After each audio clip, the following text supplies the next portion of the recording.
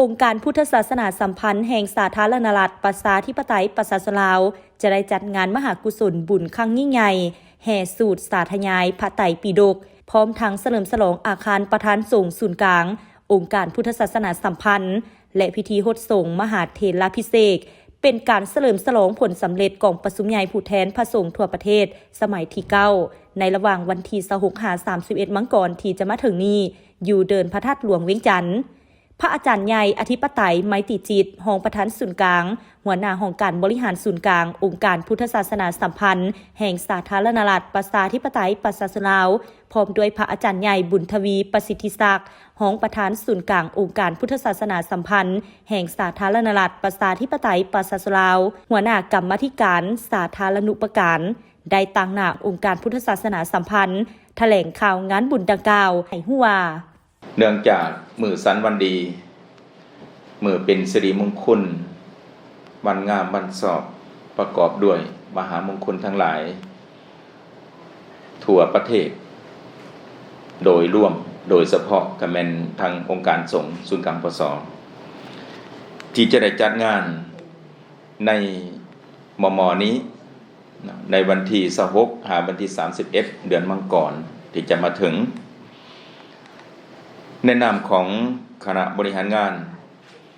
ประจำการศูนย์กลางองค์การพุทธศาสนาสัมพันธ์แห่งสปปลาวและพระอาจารย์ขอแจ้งข่าวแถลงข่าวให้แก่ออกตนญาติโยมประชาชนลาวบรรดาเผ่าการนำภาครัฐและประชาชนลาวทั้งภายในและต่างประเทศได้รับรู้ทั่วถึงกันทราบทั่วถึงกันและก็เข้าร่วมเป็นสามัคคีธรรมในขบวนการอันฟุดฟื้นดังกล่าวที่จะเกิดขึ้นในมม.นี้ดังนั้นข้าน้อยอาตมาขอลำดับพิธีตามขั้นตอนดังนี้งานบุญในครั้งนี้ถือว่าเป็นนิมิตหมายอันดีและก็เป็นวัฒนธรรมประเพณีทางศาสนาและหีดของประเพณีวัฒนธรรมอันงามของศาสตร์ลาวของพวกเราซึ่งมีจุดประสงค์หลักเพื่อสร้างความเป็นสิริมงคลให้แก่ประเทศชาติและเสริฐสู่พระธรรมคำสอนในบวรพระพุทธศาสนาที่องค์สมเด็จพระสัมมาสัมพุทธเจ้าได้ตรัสสอนไว้โดยจะมีกิจกรรมเกิดขึ้นควบคู่กันกับหีดของตันติประเพณีของพวกเรามีอยู่หลายอย่างที่จะเกิดขึ้นดังนั้นจึงอยากแถลงข่าวแจ้งข่าวให้แก่การนำภาครัฐออกตุนญาติโยมพระสงฆ์ลาวทั่วประเทศได้รับทราบทั่วถึงกันอันที่1แม่นพิธีสูตรสาธยายพระไตรปิฎกในการสูตรสาธยายพระไตรปิฎก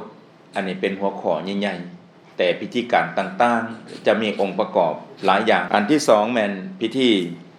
มุทิตามหาเถรภิเษกเสริฐสู่บูชาบุญญาสมภารปรมี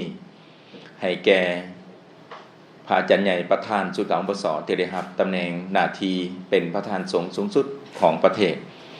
และเสริฐสู่บูชาแถมสมภารบุญญาปรมี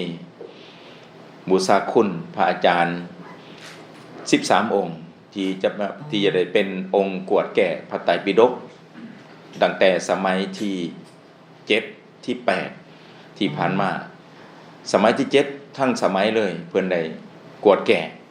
และสมัยที่8มันได้เริ่มจัดพิมพ์และก็เริ่มประชาสัมพันธ์เปิดตัวพระไตรปิฎกและสมัยที่8สมัยที่9นี้เนาะจะได้เป็นสมัยที่แห่งการแจกจ่ายเนาะสูตรฉลองพระไตรปิฎกเฉลิมฉลองในการสถาปนาสปปลาวครบรอบ50ปี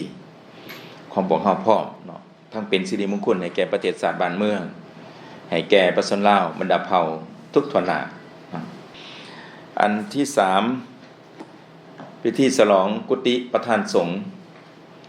ยกยอดซอฟ้าที่บรรดาพวกเรากำลังแถลงข่าวอยู่นี่คืออาคารประธานสงฆ์ศูนย์กลางอปสหลังใหม่ที่ฮากะได้รับมอบกันในสมัยที่8เมื่อกลางปี2025ที่ผ่านมานี้ในสมัยที่เก่านี้ประธานใหญ่ประธานองค์ที่7จะได้มีการเฉลิมฉลองและก็นิมนต์เพิ่นขึ้นว่าการ บริหารงานและก็ประจำในอาคารหลังใหม่นี้ และอันที่4แม้นเป็นตันติประเพณีที่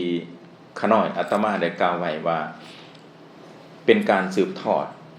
ประเพณีวัฒนธรรมทางศาสนาก็คือเป็นวันมาฆบูชาฉลองวันมาฆบูชาซึ่งเป็นวันจตุรงคสันนิบาตที่พระพุทธเจ้าได้แสดงพระธรรมวินัยให้แก่พระอรหันต์จำนวน 1,250 องค์ที่ได้มารวมตัวกันโดยบ่ได้นัดหมายได้วันเพ็ญขึ้น15 ค่ำเดือน3อันนี้ก็เป็นเทศกาลที่จะได้กะเกียมในการเฉลิมฉลองวันมาฆบูชาเป็นวันสำคัญอันดับ2รองจากวันวิสาขบูชาในทางพุทธศาสนาอันนี้คือหลักๆใหญ่ๆกิจกรรมที่จะเกิดขึ้นในม.นี้